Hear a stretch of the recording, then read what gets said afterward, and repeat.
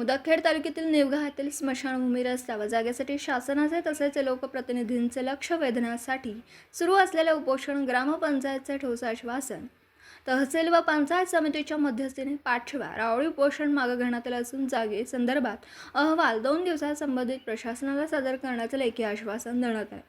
निवघा या ठिकाणी स्मशानभूमीच्या प्रमुख मागण्यांसाठी आज स्वाभिमानी शेतकरी संघटनेचे तालुका प्रमुख तथा सामाजिक कार्यकर्ते प्रमोद व्यंकटराव पवार यांनी आमरण उपोषण सुरू केलं होतं। यामध्ये मराठा तसेच बुद्ध स्मशानभूमीकडे जाणारा रस्ता चिखलमय तसेच खडतर असल्याने या रस्त्याचं मजबूतीकरण करण्याची मागणी केली होती।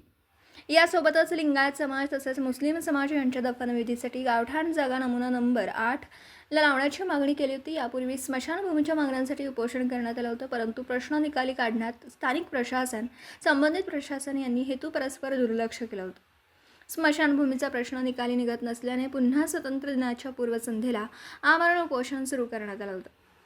अखेर आमरण उपोषणाच्या 5व्या दिवशी ग्रामपंचायत तहसील व पंचायत समितीला जाग आली।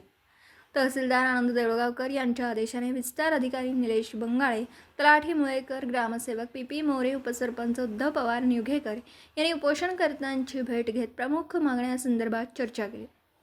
यानंतर शिष्टमंडळाने लेखी ठोस आश्वासन दिलं। आमरण उपोषणकर्ते प्रमोद पवार यांना लिंबू पाणी देऊन उपोषण सोडण्यात आले।